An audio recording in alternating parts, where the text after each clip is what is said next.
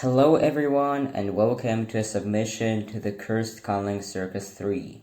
In this video, I'm going to show you a language, but not one that makes sense if you're a human. Because the total vocabulary of this conlang is a glorious 7 words. Yet you can describe anything in the universe, potentially unambiguously, using it.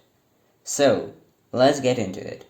Words. They aren't irregular words either. If you look at the name of the language, which I'll refer to as EO from now on, you can see something is a little off.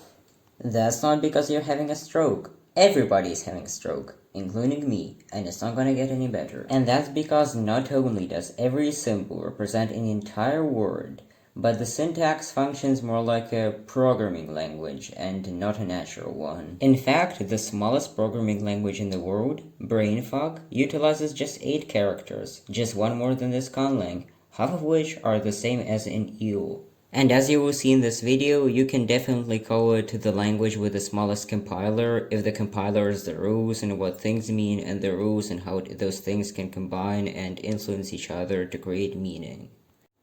Now, when you think about languages with few words, you probably think of like Tokipona or perhaps even Tukitsiki. However, not only do those languages have dozens of words, they are also extremely ineffective and result in very vague statements, highly dependent on context. It appears that Tokipona was created for the simple, human way of thinking, which just broadly identifies common concepts and tries to unite them. EO, however, is a language of reality, not human perception of it, so it works completely differently and is adapted for describing things as they really exist and change in the universe, rather than what a monkey with electricity in its cranium with a rock with more electricity in it, on a bigger circular wet rock rotating around a medium-sized star, in an average galaxy in a random place in one of the many universes in the infinite multiverse thinks about it, using its extremely temporary, very biased and severely limited senses and vague templates of possible objects that make it find pattern and common concepts in the world where there aren't any, and of course the sheer limitedness and human bias in natural language. So, how does EO actually work? Well, I advise you to take all of your linguistic knowledge and throw it into a burning shredder, because you won't need any of that. In fact, I think it's better to think about this language in terms of computer science. Do I know anything about programming? Not much, but I know something about it, and a lot about languages. And I'm pretty sure this is not what a language is. The absolute most important words in the language are, unsurprisingly, parentheses, which are written as angle brackets, and will be called brackets because nobody cares. You may know some humans have tried integrating brackets into their languages, seeing their potential, but that is typically discouraged, and there is a reason for that. And the reason is that inserting universal brackets into limited human languages is futile, like giving a group of hunter-gatherers computer chips but nothing else. Brackets don't fit into natural languages, for they are in their nature imperfect. They only fit when everything around is also rationalized and universalized to a point. In EO, brackets are taken to their logical extreme, as almost every character is either preceded or followed by one, and 10 layers of brackets nested in each other can routinely occur throughout text. They are necessary to highlight the order in which characters are connected, and without them, text is unreadable. It also allows for freedom of syntax, which allows EO to say anything with any complexity without worrying about ambiguity or unclarity. While comparing it to human languages may be misleading, Tokipona can typically only have one head modifier after a main head, and cannot connect modifiers in more sophisticated ways easily. EO, on the other hand, can have trees with dozens of layers and hundreds of branches without worrying about any limitations. If something is unclear, add brackets. Problem solved. So, if the brackets are the set where the language is built, then what is the actual content? Well, that's where the other 5 words come in. You might think of existing minimalist languages, and think they represent different object archetypes or qualities that exist. But this language functions differently. It has concepts so basic, it goes beyond just having general semantic spaces and objects that fit into them. In fact, there is only one word for object, and it just means object. But let's not get too ahead of ourselves. Because this language is universal in space and time and possibly beyond, unlike the hilarious human languages, I decided to go with a bottom to top approach, where instead of choosing an existing minimalist language and removing words from it, I start with absolutely nothing and add the few existing words from there. I only added words that are actually reminiscent of existing universal concepts in our reality. Yes, we actually have to base our language on reality and on things that exist in it. Because focusing on super real concepts transcending reality is probably impossible. So we have to be a little biased towards reality here, and assume all the speakers live in a universe with the same basic logic of objects and space and information as ours. However, because there are only like 5 content words in Neo, this is not a problem, and I'm fairly sure every hypothetical reality will be accounted for in some form or another. So basically, when we choose words, we look at our universe and outline its basic concepts. The most basic thing in existence is probably existence, and its counterpart, inexistence, and further the general polar contrast between properties of objects existing and not existing. Which is why we have our first 2 words, plus and minus, which represent the concept of positivity and negativity. Objective ones, not good or bad. Those are subjective or intersubjective, made-up human concepts. Instead, plus and minus represent true and false, as an existing, present, real, and compatible, versus inexistent, non-present, not real, and incompatible. So it's better to describe them as concepts of something being and something not being. The intransitive be in human languages is usually translated using some kind of construction with a plus. To negate a statement, a minus can be used. They can also represent the concepts of low and high values, or something coming after something else, the other branch of the positivity-negativity duality, which can also be interpreted as the existence of one object or value being more significant than the other. So, we've determined the base of existence is existence, and things can either be there or not be there, represented by those 2 words. However, you might have noticed an important missing thing.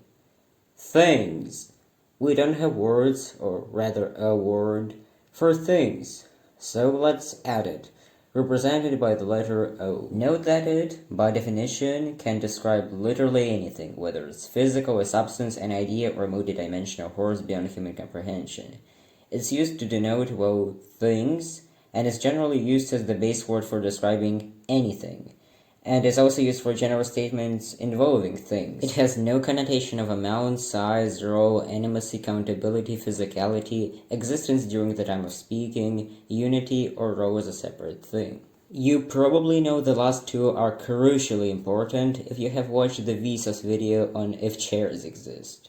But if you for some reason haven't, basically what we call objects is arbitrary, and there is no reason for a chair to be a chair instead of multiple separate objects, or part of a larger object, or split into parts partially belonging to other objects, because the only things that really exist are indivisible parts that together coalesce into shapes that humans have got names. It may as well be 3 or 7 trillion separate objects, a part of an object consisting of the chair and a fire hydrant somewhere in Bulgaria, or something else entirely, or nothing at all, because the only real thing that exists there is separate atoms chairing, being a chair at this point in time from a human point of view. You may think you're a human, but you're actually just a finite set of indivisible parts being a human to other human observers at this point in time in space. Nothing more. So, what does that mean for EO? Well, in EO, the word O doesn't have any connotation of actually being a single thing, because there are no single things. The only thing it denotes is a concept, an entity, basically just a classifier that can be applied to anything as long as, in the context, it is deemed important enough to categorize as something that is distinct from all that physically and or conceptually surrounds it. I hope that makes sense, but if not, it's basically something described as a separate thing among the sea of indivisible parts in the context. But the indivisible parts don't have to be physical. This is why when I say object in the video, I can refer to both physical objects, substances, ideas, concepts, vague relationships, groups thereof, and literally anything else by definition. So now we have established existence as having positive and negative values that contrast to each other and make up the basis for distinguishing different things as such. And obviously the concept of things themselves. There is also possibility and chance arising from quantum mechanics, invariationless spectrum, and relationships between objects, but those don't require separate words when you think about it, and I will explain why later on. In fact, here I wanted to introduce a word meaning possible or partial, making this an 8-word language. But while developing it, I noticed you can actually only use 7. So, we have just 2 words left. What are they?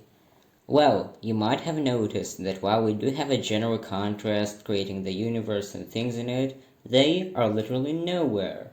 And that's because the 4th content word is X for space and time. As we clearly know, space and time are basically the same except space has less limits on movement. Our monkey brains might categorize these things as being completely different, but in reality they are basically the same, which is why they are represented by a single word. It means both the concept of space and time and the separate instances of space and time, and is also used for indicating changes, which I will talk about in a few minutes. But basically it is used whenever there is something even remotely related to space-time. However, you might object that having a word for space-time is too biased towards reality, specifically to our universe, and it's not guaranteed that other universes also have space-time. And I 100% agree with that, because this was actually a complete lie. X doesn't mean space-time. Instead, it means vaguely the state and context, and maybe also space and time objects have the capability of existing or not existing in, and a set of contexts or one context continuum where objects have the capability of moving between different variations of such contexts, so they're basically like slots for the objects to exist or not exist in. If that was too confusing, basically think of it as being the quality or context that the object may exist in, so that specifically the presence of such context distinctions forms the world and prevents it from being the same everywhere and or always and or in all contexts. So if there are objects in the universe, X would mean all of the distinctions between objects they can transition between, whether absolute or relative to other objects. If there were no X, nothing would have the capability to change or to be in a different state, if it makes sense. Now, the final remaining word is the most biased towards reality, even towards a separate view of reality, I might say. But all speakers by definition house some sort of that view.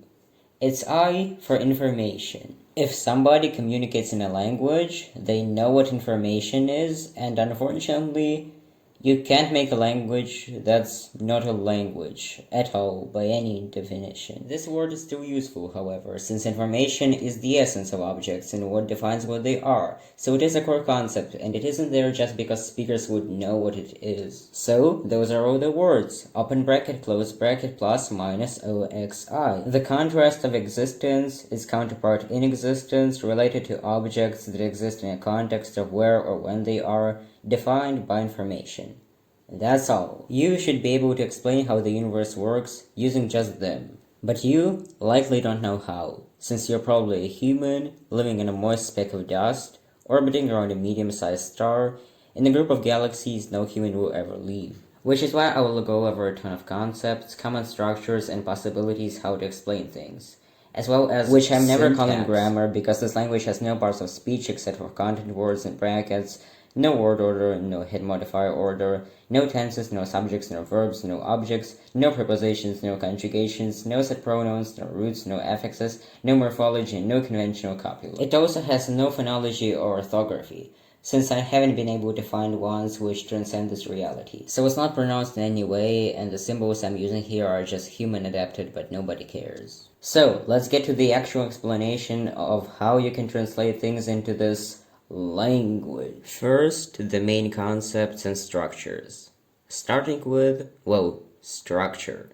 See, in EO, there are no parts of speech. Yes, actually, no verbs. And no de facto sentences. Yes, actually no sentences.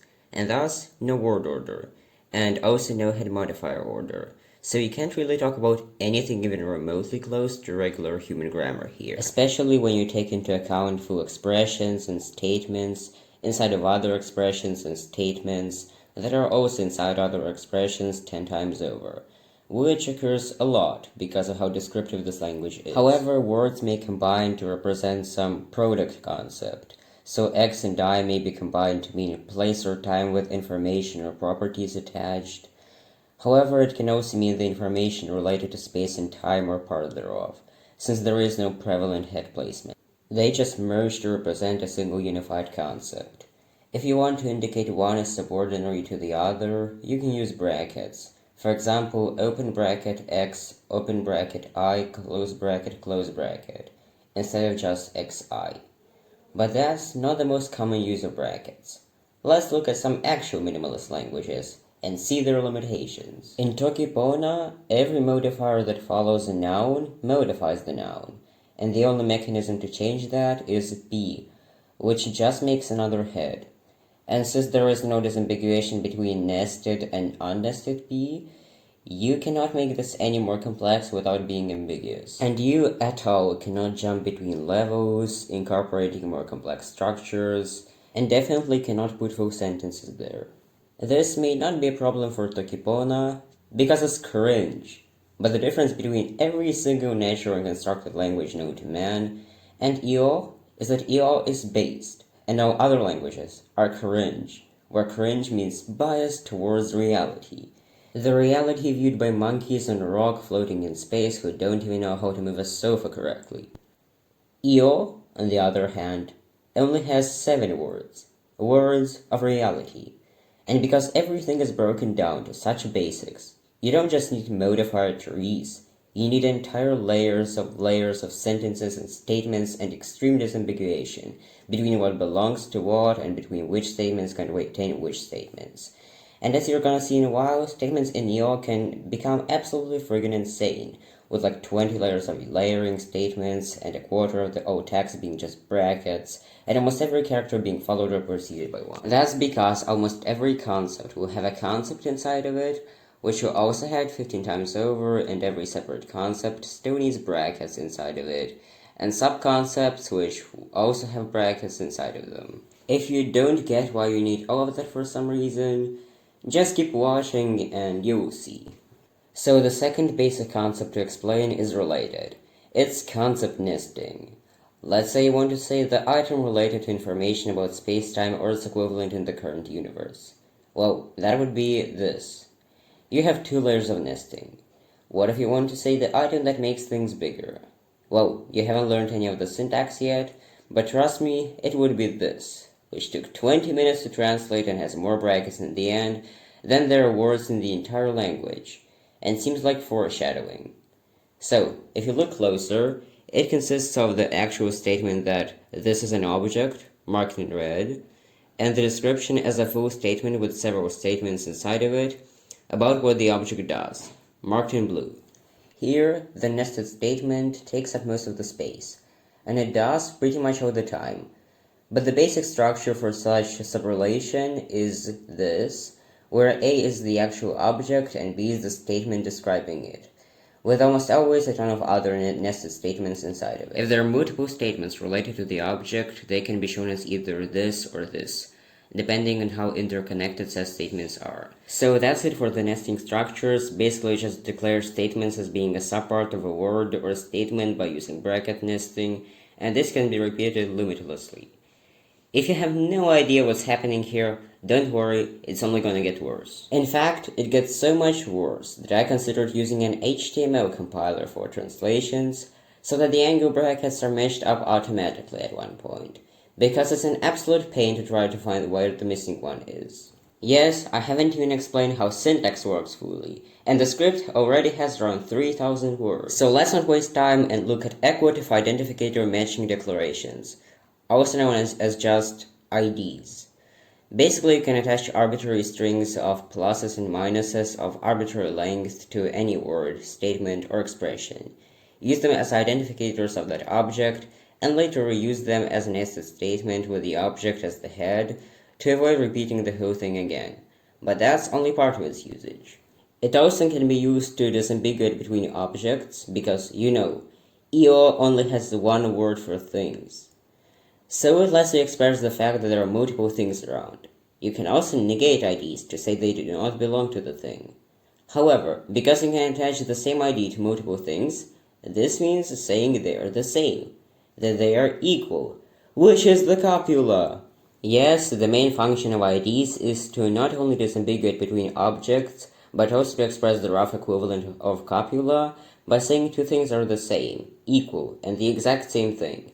However, you can't use this to describe qualities of things directly, so you can say something like thing is thing with quality instead of just thing is quality, because while a chair may be green, green is not a chair, they aren't the same thing. Also, in the original version of this language, there was supposed to be a second variant of ID matching, but I figured out it's not too useful since you can just nest the actual objects instead of nesting IDs. And not technically finally, but still finally, we have temporal statements. In theory, they can also describe change in space, but whatever. So, you may have noticed that in this language, there are no concepts of change, just static expressions of current facts. Though you quite probably haven't because of how many other things are clearly wrong with this conlang. But if you have, that's because EO doesn't have the concept of changes. Change doesn't exist.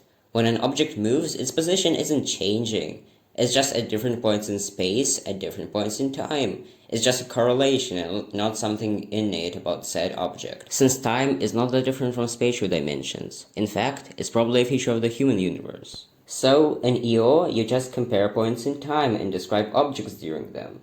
You don't say a thing grew or became bigger. You say that at an earlier point in time it was small, and at a later point in time it was, or is, or will be big. You don't take into account the point when the conversation is taking place, since nobody cares about that. So, how do you actually do that?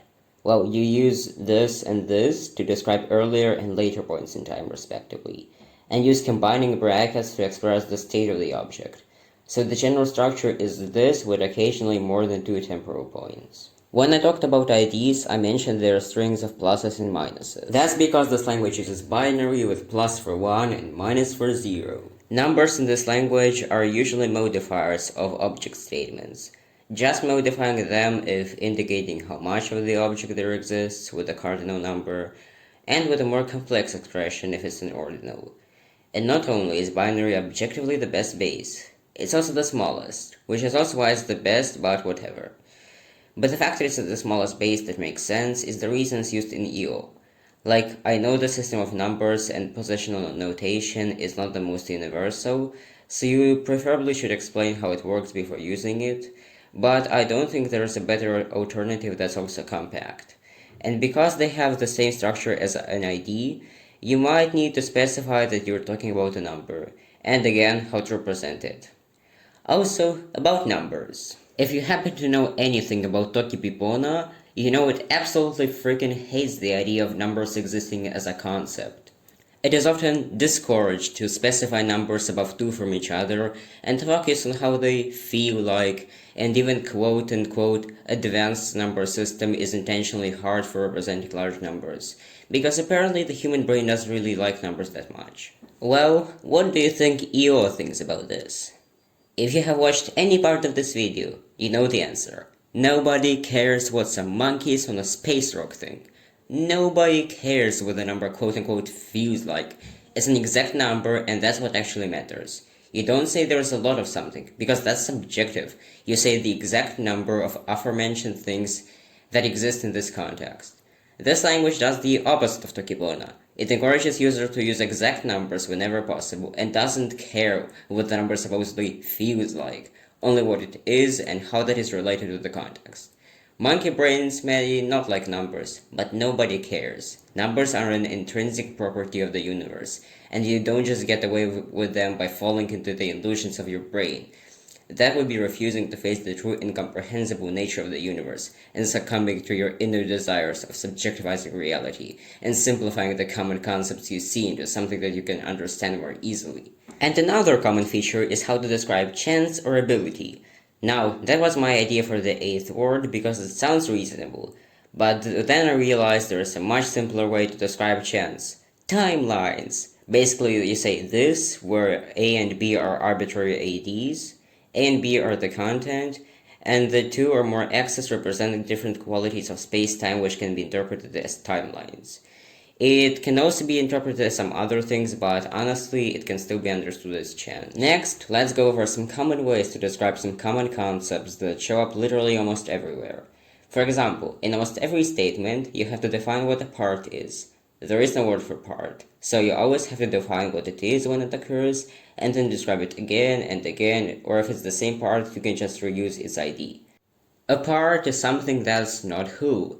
What's who? When you can't add anything to it anymore, of course. This would be this, which literally means such an object where it and an object that's not it do not exist together. Part is obviously just the opposite.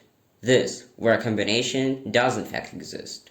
And finally, another concept that requires explanation is reality. More specifically, things that really exist and do not exist. What do I mean? Well, say you're looking at a picture of an apple on a screen. In other languages, you can say the respective sentences meaning, this is an apple. However, in EO, you absolutely cannot say that. And if you did, you would be lying. Why? Well, obviously, what you're looking at is just a graphical representation of an apple. Not an actual apple, just an illusion on another object that happens to be sensed similarly through the visible light spectrum.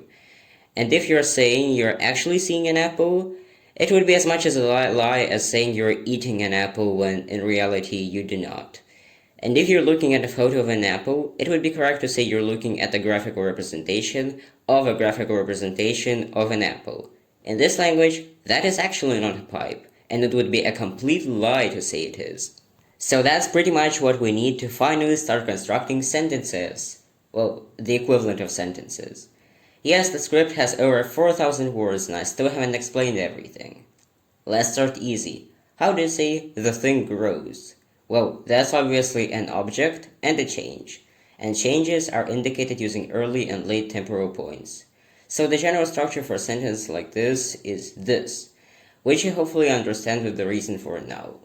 Now we need to replace A and B with the phrases for small thing and big thing. A big thing is the one that uses up a lot of space, so you can refer to the quality of bigness by attaching this to a statement, as plus can be used to express the highness of values.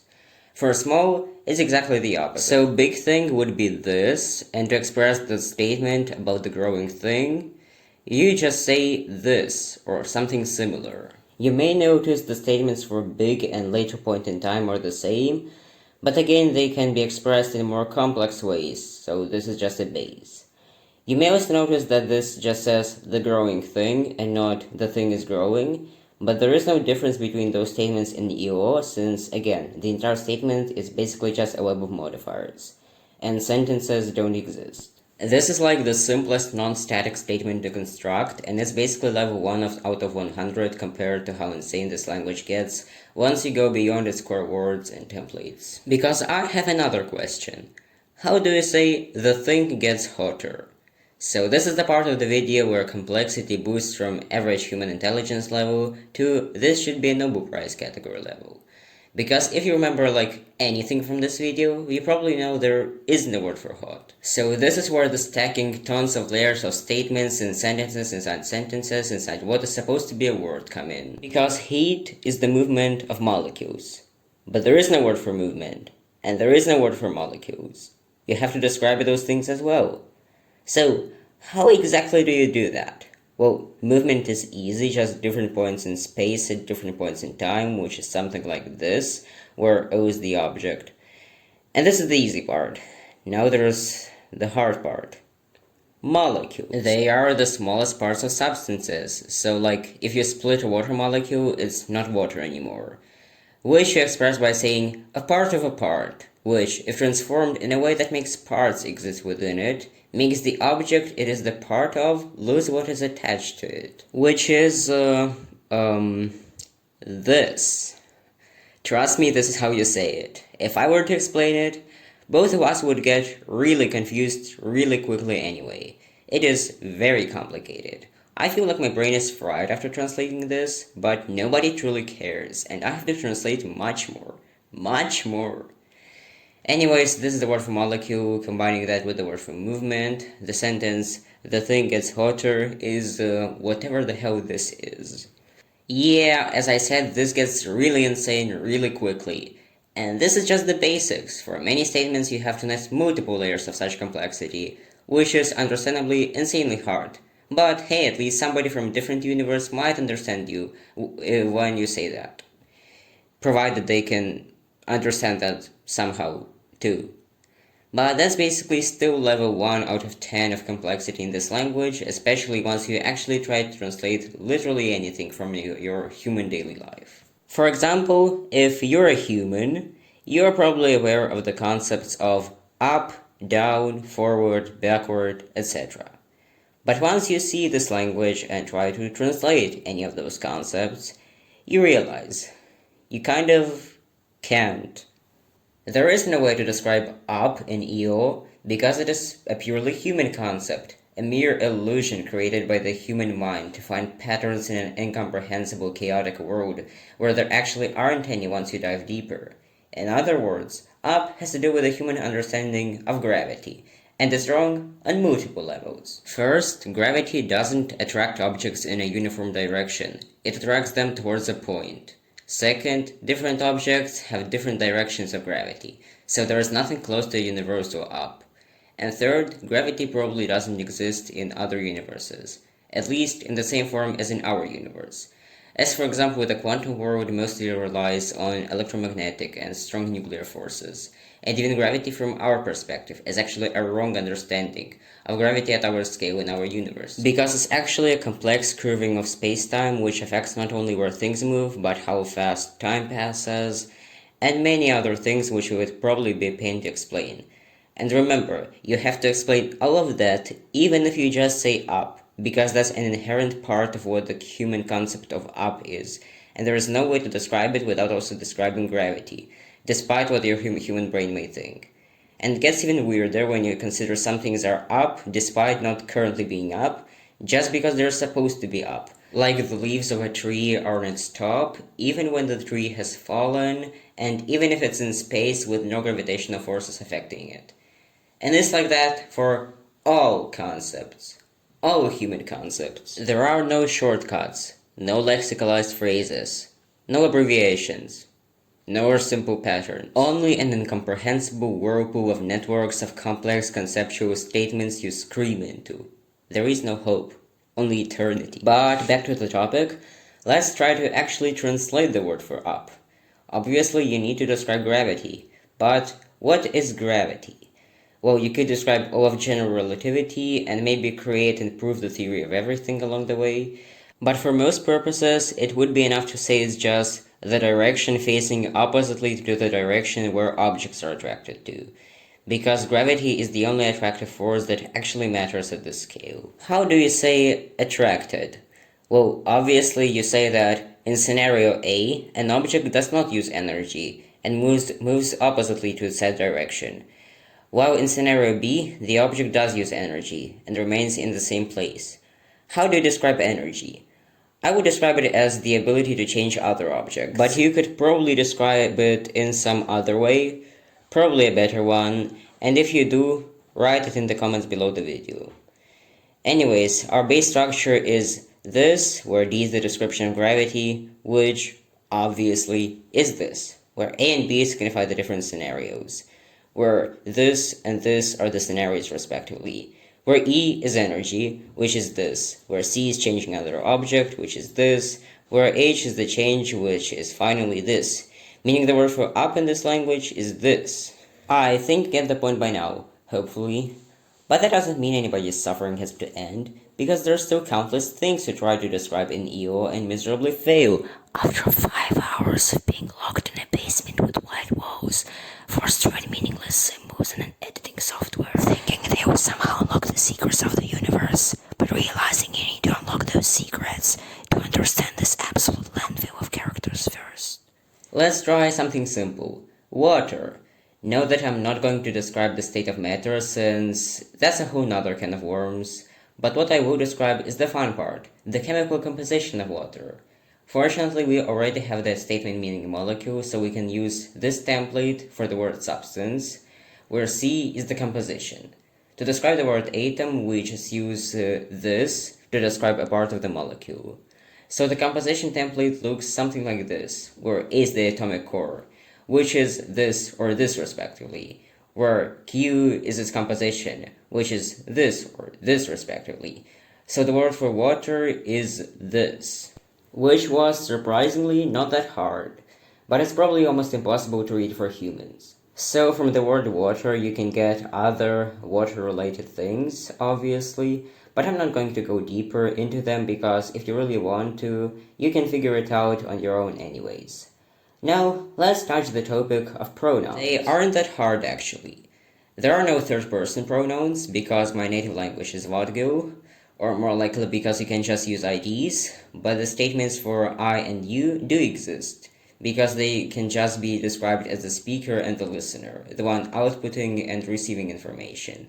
So this for the listener, aka the second person pronoun, and this for the first pronoun, aka the speaker. But wait, how do you actually describe language? Well, you might have noticed the native name of EO in the beginning. Yes, it just means language. It's basically the essence of object A causing object B to have information. Or this. Yeah, I hope it's not really ambiguous, though it may be, and there are probably more ways to say language in this language than this one that are just too complicated for me to write. But wait, if you're watching this, you're probably a human. How do you say human in this language? Well, you can describe literally the entire human body, but that will make the description way too long, more long than it has to be. So if you want a shorter version, you can just say life form and call it a day. But for that, you need to describe what life is. And here, we approach the big questions. What is life anyways? Well, if you ask your biology teacher, they would just say it's when an organism has metabolism and breathes and can grow and self-replicate and adapt, etc., etc., etc. But as we all know, the description is very biased towards reality. More precisely, this reality, and possibly even a small portion thereof.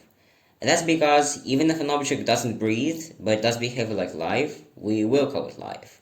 But there are computer programs that exhibit certain patterns of behavior, whether predetermined or not. Are they somehow alive? In a different universe where there are no physics as we know it, how do you even define what being alive means? What is being alive? If the entire universe is made out of the same components, is everything alive or is everything dead? Do these concepts even make sense if everything consists of the same basic elements? In a different universe, do the concepts of being alive and not being alive make sense at all?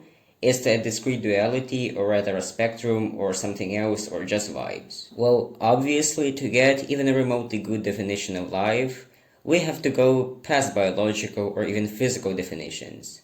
In the book The Grand Design, Stephen Hawking and Leonard Mladinov address the same question.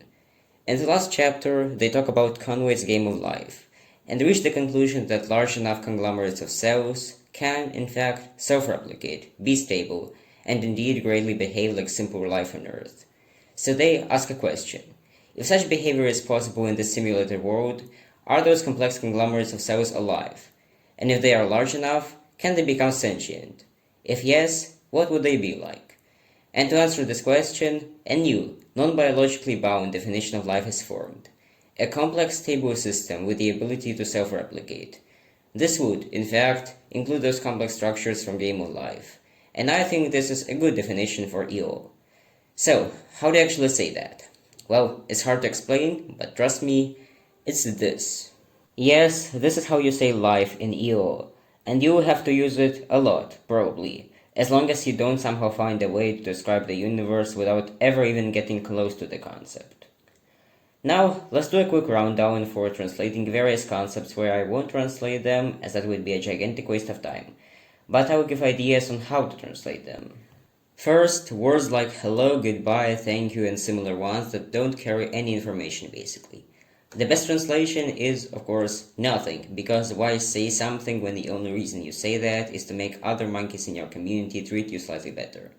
But if you want a conversation starter and ender to signify the beginning and end of an exchange of information between two and more parties, You can just say the literal statement of the process of the person giving information and the listener receiving information started by the person giving information to the listener receiving information. Something like that. And the word for beginning is, obviously, just the statement of, at an earlier point in time, X did not exist. For goodbye, it's basically the same but the opposite. Then, for periods of time, you just describe the rotation of the Earth, I guess. And good luck describing a circle with a set of equidistant points from the center.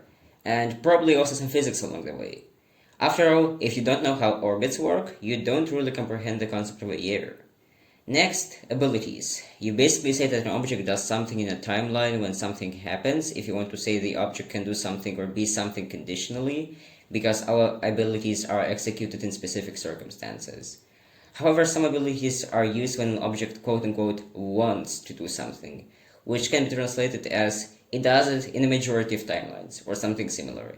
Because when something wants something else, it tries to do that and succeeds. Next, food. You can describe food as something that gives energy, and we already talked about how to describe energy heck knows how long minutes ago. But somewhere within this mess I call a video. And to describe the exact food, you can use many things, like for describing any object, including, but very, very not limited, to shape, color, size, method of preparing, method of serving, method of eating, kind of energy, chemical composition, texture, taste, smell, and literally anything else if you find a way to describe it somehow. And if you do, congratulations. Then, states of matter. You can describe them by describing the movement of molecules, though differentiating between liquids and gases becomes a bit tricky, but scientifically they're both fluids, so maybe it is actually not that important and water is just really dense, really cold steam. To explain the concept of watching this video, you probably have to explain that life consists of particles of zero mass, which you explain by explaining what gravity is, and the different kinds of light reach your eyes giving you information. And at different points in time, light comes from different points in space, so it's a moving picture, and the reason this light is there is because of a signal consisting of a different kind of light with a larger wavelength that transports information using devices which show that information by emitting one of three kinds of light from separate pixels on a screen at different points in both space and time. Explaining the concept of a constructed language is tricky, since all languages are technically created by humans, which kinda makes me question whether the boundary between netlangs and conlangs even exist, especially when you take into account standardized forms of dialect continuums like modern Standard Arabic and Standard German, versus conlangs created through a semi-natural process like Viosa. Societal relationships, abstract concepts, and similar stuff is also hard to describe, though usually there is some parallel you can draw, though at least two of those concepts have made it to the big five we will talk about soon. For example, to describe a friend, you may say is somebody you spend a lot of time with, or somebody who communicates effectively with you, aka understands you, or somebody you share some mind concept with, or something else entirely, because no word in any natural constructed language can simply be translated one-to-one to this conlang, because again, those are human languages, which are objectively cringe.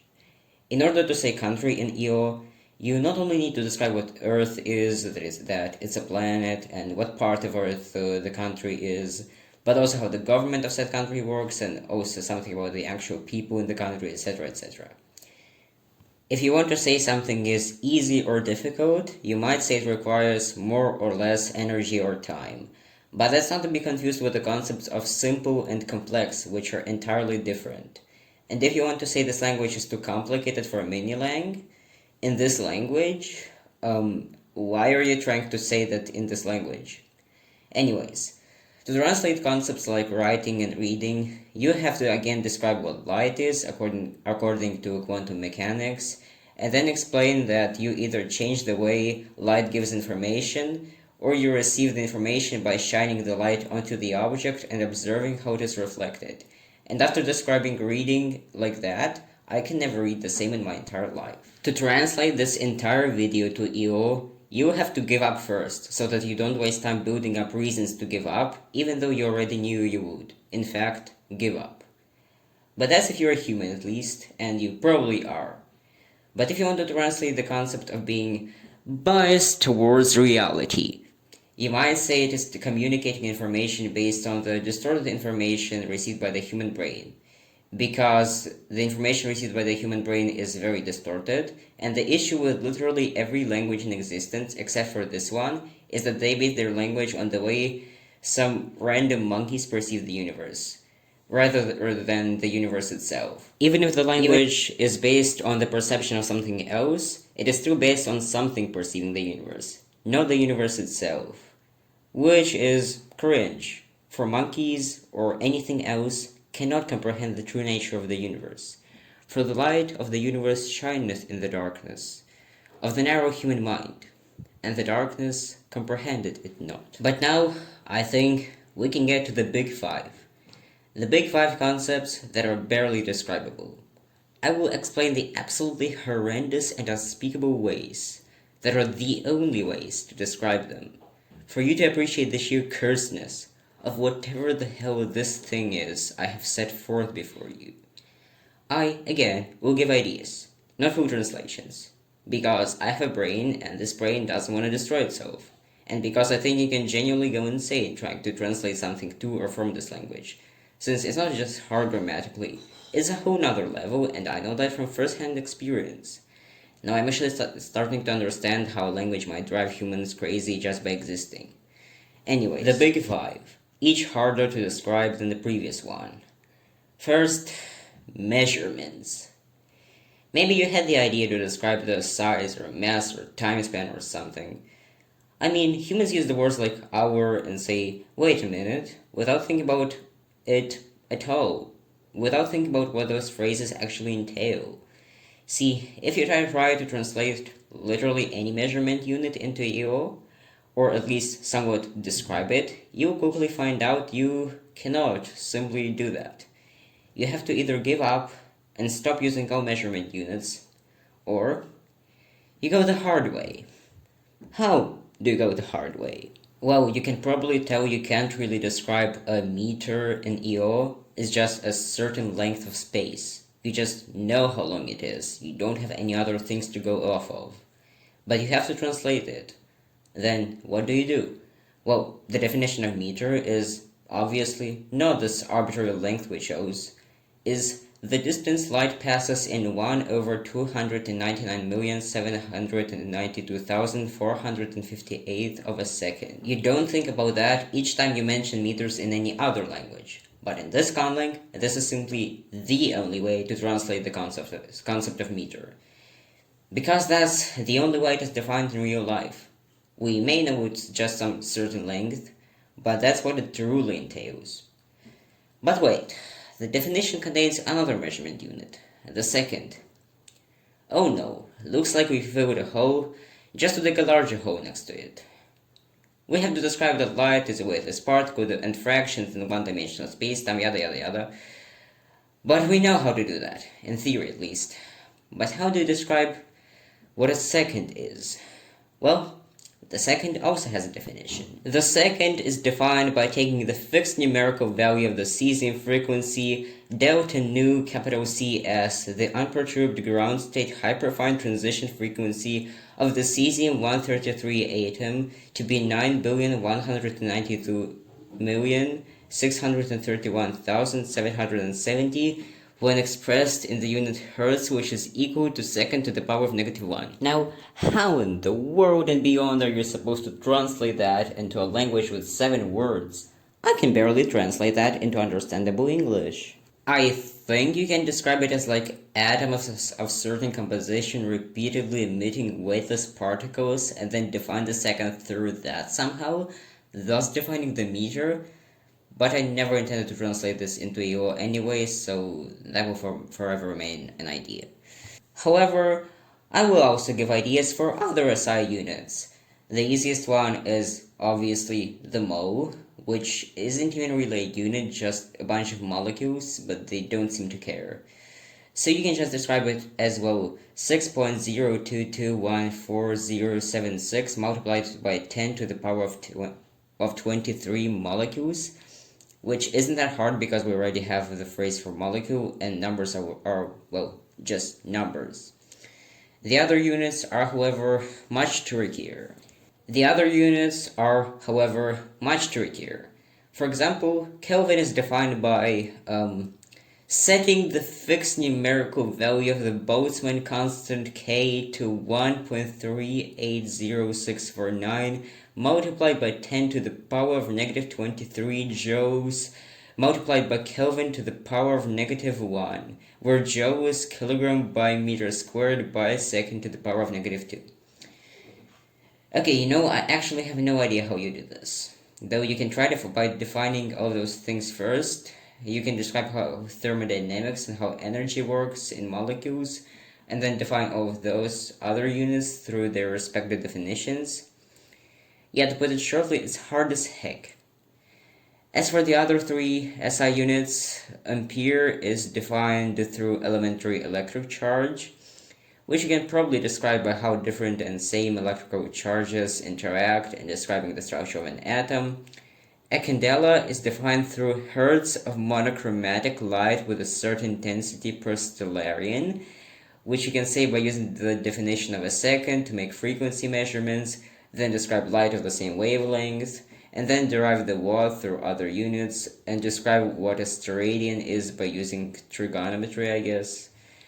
And finally, the kilogram, which is defined not just through several other units, but also through the Planck constant.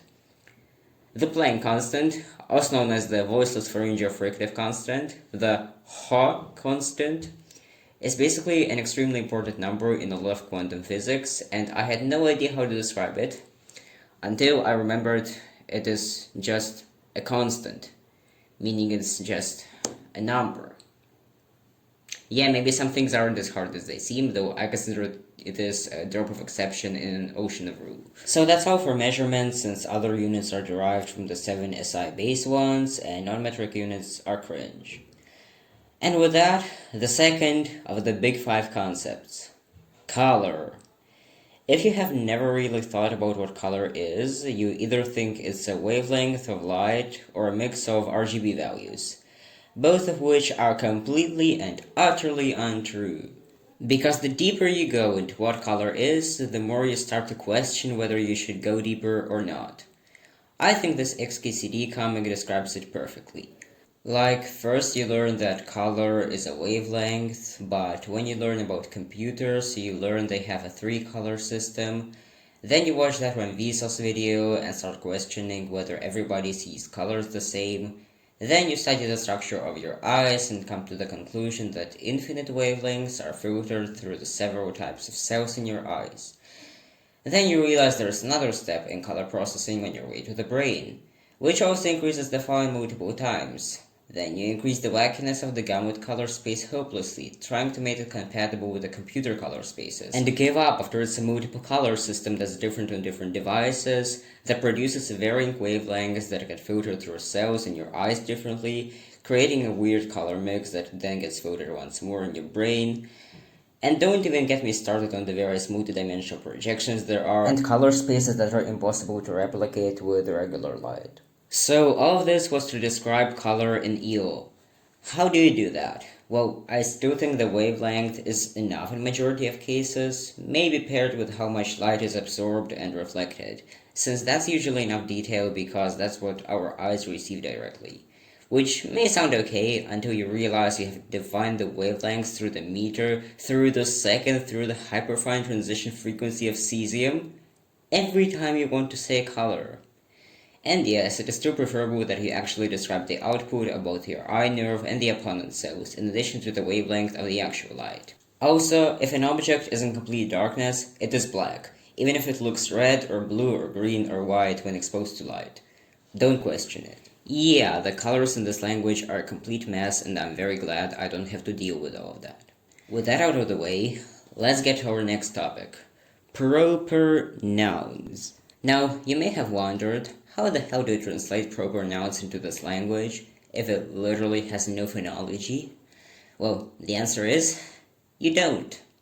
To say that specific thing, instead of just the broad category of things like that, you can just ID them and represent the same thing with the same identity declaration all throughout the text. Of course, you can always try to describe the thing in detail, which would take up very, very much space as we've seen, but it is possible. So there are no proper nouns.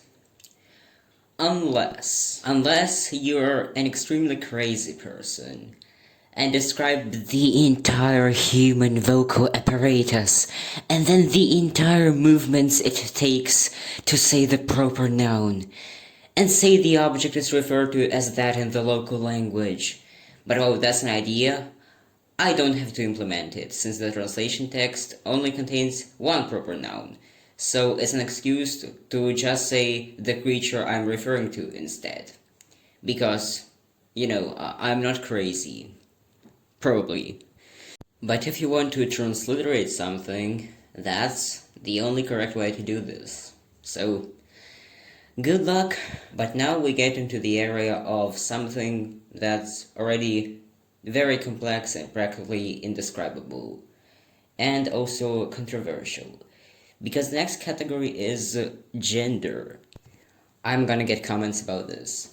See, if you have happened to be in the vicinity of the Earth's surface for the past 10 Ganymedean kilomonths, you know that this topic is very, very, very complicated and very, very, very subjective. And lots of different people have very different opinions on it. I would just show my approach to naming genders or the vague areas of gender or something else entirely. So for most cases, you can just describe the chromosomes and it's honestly enough. But for some people, you can additionally describe either body features or the chemical structures of hormones or their proportions or something similar. And as for societal gender, which differs from the biological one, the only way I can see it is gender associated with one of the genetic sexes, because, let's be honest, they are the same in the vast majority of cases and are obviously not independent. For other genders, you can just describe them the way you would in other languages, like not belonging to the two traditional genders, not belonging to any gender, etc. That's all, case closed, I don't want to talk about that. So, what do we do now? Seems like we discussed most things one can try to talk about in the 7-word language. But now we shall truly enter the limits of EO as a concept.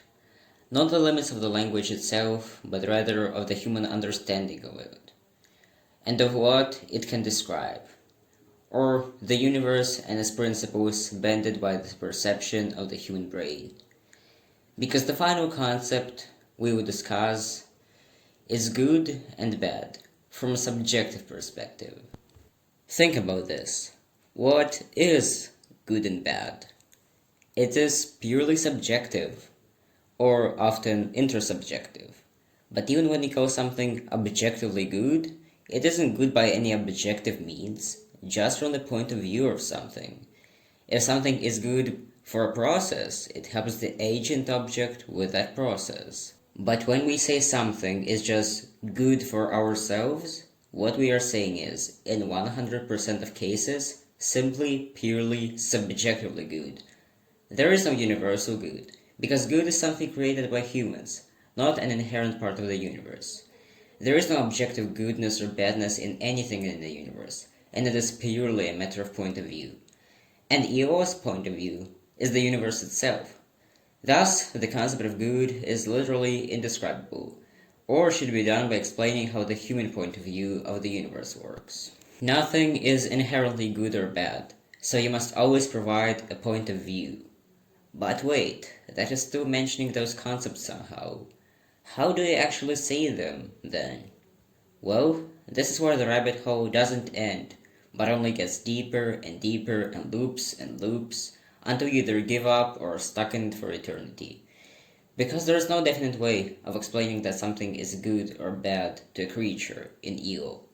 You can describe how when a creature feels good, it feels safer and perceives the circumstances as less dangerous, or simply feels an influx of mental energy.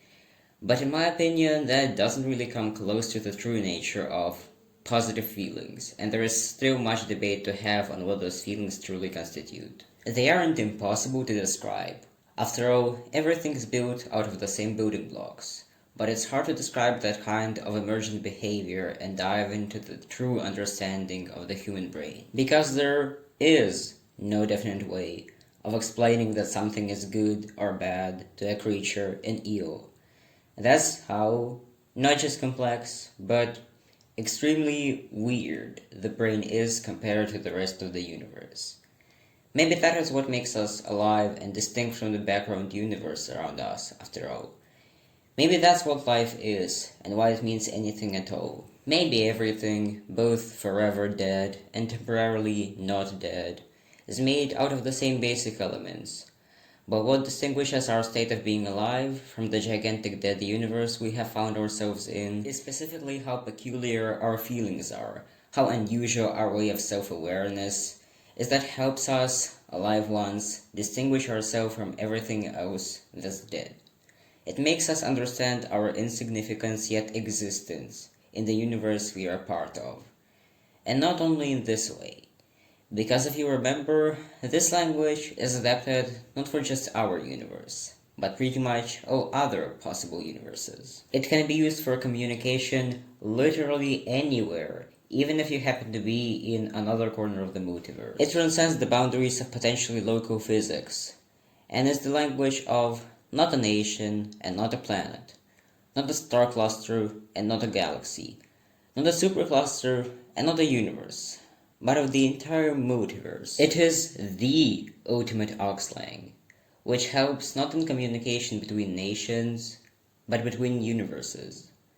That's because everybody can learn to understand it.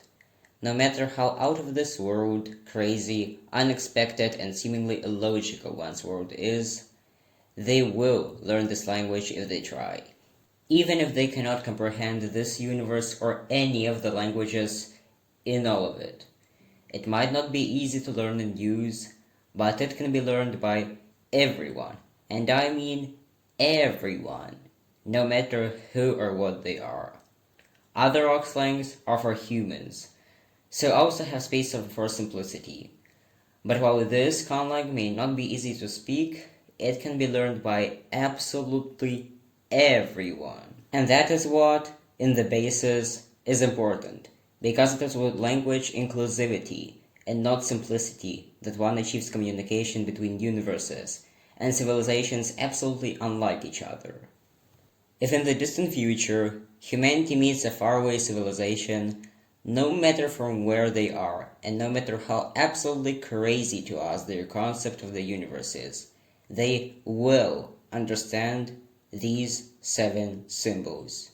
And with that, I think it's time to get to the main translation. I'm very sorry for the length of this video. I too didn't think the explanation would be 10,000 words long. But now, I'm going to translate the sentence given by the circus man for me to translate into this conlang. The sentence in modern standard English is: about 3 things I was absolutely positive. First, Edward was a vampire.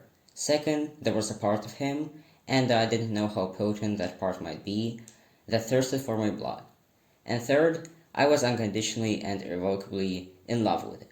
If you happen to have watched this video, you know this will be much harder than all of the translations I have done before, combined. However, I'm still going to attempt this, because Nga said so. So, because Io is slightly unusual, the translation actually says the following. The speaker of the conversation knows the following information. 1. The life form the speaker of the conversation is referring to is a life form that commonly turns the life substance from alive bodies into energy. 2. A part of the life form the speaker of the conversation is referring to, of unknown size in the majority of timelines, turns the life substance into energy. 3. In a majority of timelines of the future, not necessarily related to the timelines mentioned previously, the aforementioned life form the speaker of the conversation is referring to is going to be mentally and physically affiliated with the speaker of the conversation. So, after a lot of work. A lot of work. I deduced that the translation of that text is whatever the hell this is. Yes, you're right. That's almost 5,000 characters. And the reminder that every single one of them is a separate word. And the longest translation I have done until this point has been this. And naturally, there's a place with 16 closing brackets in a row at one point. And this took over an hour to compile, and I had to have multiple entries in my clipboard and then paste them in the right order. And there was a 30-minute investigation into why it had fewer closed brackets than open brackets, and eventually I found a mistake in one of the templates I used, but that took way longer than it had to. And that template was the name of the language itself, so useful to know, at least. Now, I would love to make a gloss, but not only is a normal linguistic gloss completely inapplicable to anything in this language, by the virtue of it being on another plane of existence, but also the tree structure with all the brackets and statements stacked to each other makes it borderline impossible to actually explain the function of every bit. So most I can offer is the glorious, extremely literal translation, which is: the object making other objects have information is associated with the information, which in turn is associated with the following things. That the object which remains stable throughout space-time and replicates itself so that at a later point in time it is greater in quantity than at an earlier point in time, that is associated with the process of the object causing others to have information, is equivalent to an object which remains stable throughout space-time and replicates itself so that at a later point in time it is greater in quantity than an earlier point in time. That is related to the process of what exists in an earlier point in time, being an object consisting of parts that, if divided, make the aforementioned objects no longer have a specific attribute at a later point in time. Associated with an object which remains stable throughout space-time and replicates itself so that at a later point in time it is greater in quantity than at an earlier point in time. Becoming an object associated with things having different attributes at a later point in time to an earlier point in time. That an object such that an object combined with it can form an object associated with a negative value of information related to the object making others have information, with that object pertaining to the characteristic of, in a majority of timelines, the process of what exists at an earlier point in time, being an object consisting of parts that, if divided, make the aforementioned objects no longer have a specific attribute at a later point in time, associated with an object which remains stable throughout space-time and replicates itself so that at a later point in time it is greater in quantity than at an earlier point in time, becoming an object associated with things having different attributes at a later point in time to an earlier point in time. That object making other objects have information in the majority of timelines shares an attribute related to its object and information object with the object which remains stable throughout space-time and replicates itself, so that at a later point in time it is greater in quantity than at an earlier point in time.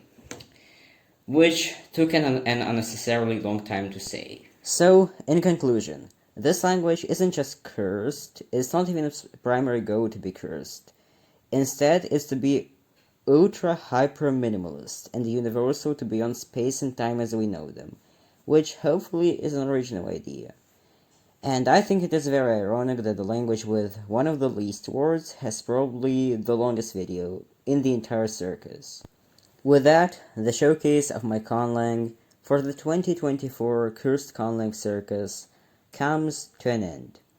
If the CCC people are watching this, you can already go. I have explained hopefully everything about the conlang.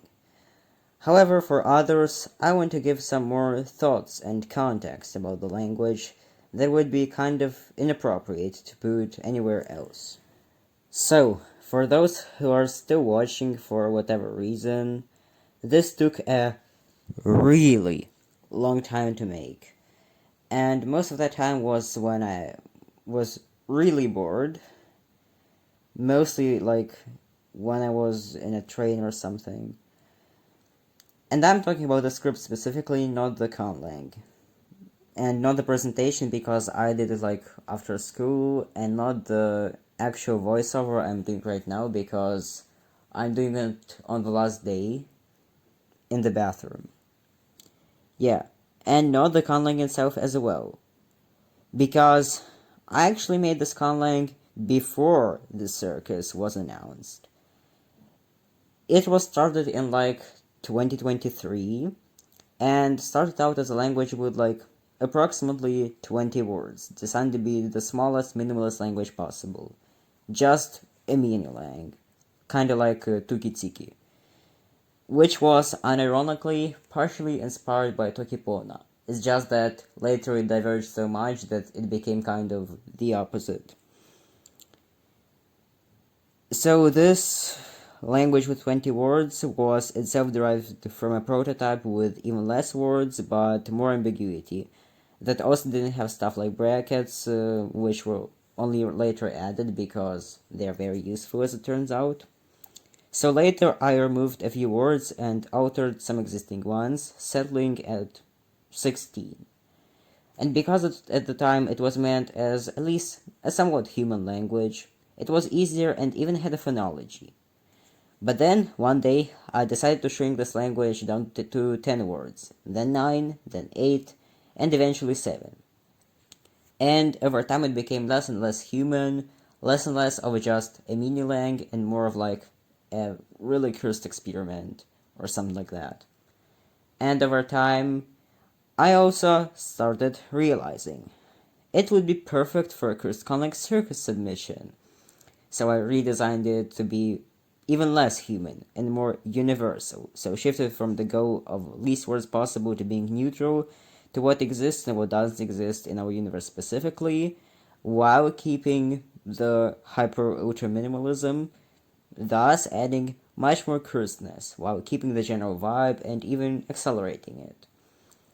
And I think this language has been successful with both the ultra-minimalist and the multiversal aspect, though it's definitely noticeable that the former one is prioritized at least at the base of this conlang.